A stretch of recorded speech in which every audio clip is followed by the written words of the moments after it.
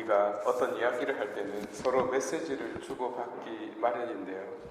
얼마나 적절하게 또는 명확하게 혹은 강력하게 전하는가는 말하는 자의 화법에 주로 달려 있습니다. 예컨대 화살이 얼마나 멀리 가는지는 활 쏘는 사람에게 달려있기보다는 어떤 활인가에 따라 달라집니다. 언어도 마찬가지인데요. 화법 혹은 화술에 따라 전달 여부가 결정되는 경우가 많습니다. 예수님에게도 독특한 화법이 있었죠. 바로 비유입니다. 이는 이해하기 어려운 내용을 아이들도 이해할 수 있을 만큼 쉽게 바꾸어주는 변환 장치입니다. 근데 문제는 쉽게 이해하게끔 도와주는 그 비유 자체가 어려울 때 발생하는데요. 오늘이 그렇고 이번 주 내내 그러합니다. 어쨌든 오늘은 옷에 관한 이야기인데요. 어떤 의미가 담겨 있을까요? 어떤 왕이 사람들을 잔치에 초대했는데 그들이 오지 않았습니다. 그래서 다시 초대했어요. 구체적인 메뉴판까지 보여주면서 말입니다. 메뉴판을 좀 살펴볼까요? 소고기가 있네요. 먹고 싶어요. 사주세요. 아멘. 아니 잠시만요. 소고기밖에 없네요. 야채와 그 밖의 음식은 하나도 없어요.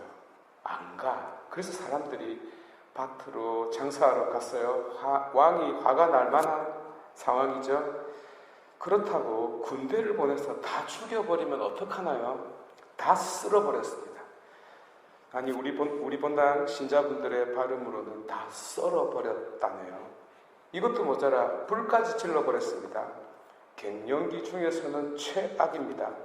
정신줄 놓은 갱년기 엄마들이 그러하듯 잠시 뒤 아무 일 없었던 것처럼 정신이 다시 돌아왔어요.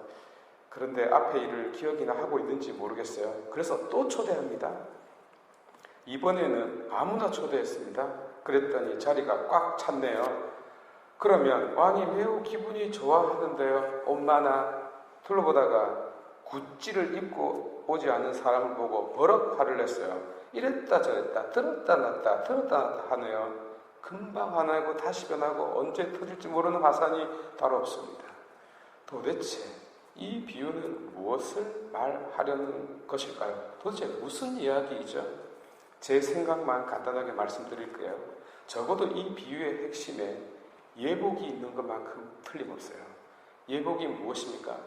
명품을 말하는 것일까요? 저는 명품 가방과 가짜를 구분하는 방법을 들은 적이 있습니다. 우산 없이 외출했다가 갑자기 비가 올 때 그 가방을 가슴에 품으면 명품이고 머리 위로 올리면 가짜라고 하더라고요.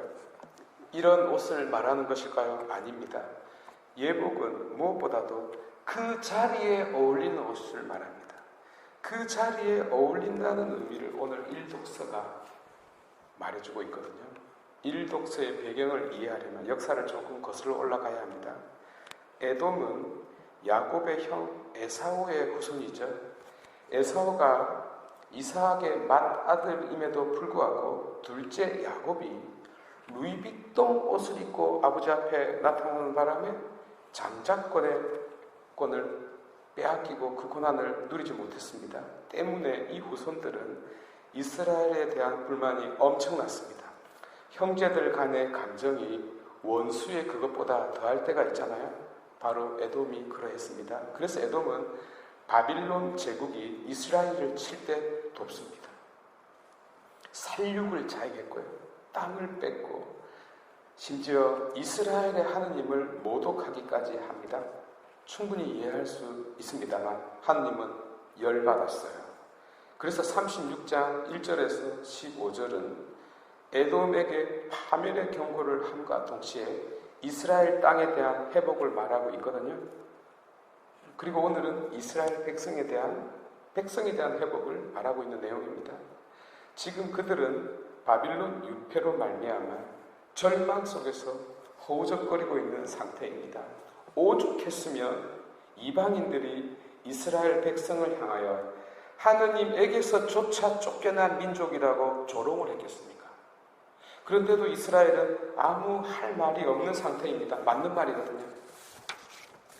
하여 예언자가 위로의 말씀을 전하고 있어요. 그들이 이렇게 된 것은 분명 이스라엘이 우상에 빠지고 하느님의 백성답게 살지 못했기 때문입니다만, 그렇다고 야훼 하느님이 별 볼 일 없는 신이어서 바빌론 신 앞에 무릎 꿇은 것은 아니라는 점, 다시 말해서 뜻이 있어 고통을 허락한 것이라고 말하고 있네요.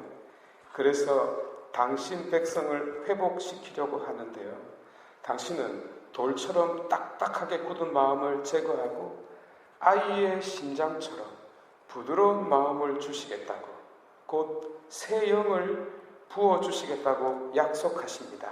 하여 겉이 아니라 속을 새롭게 하는 계약, 형식이 아니라 내용을 충만케 하는 계약을 체결하시고자 합니다. 때문에 이 텍스트는 이후 이스라엘 민족이 반드시 상기해야 하는 내용이 되었고, 예수님조차 이 말씀을 강조하셨으며 후대 모든 역사에서도 언제나 반복되어 온 모든 개혁과 쇄신의 화두, 곧 약방의 감초가 되었습니다.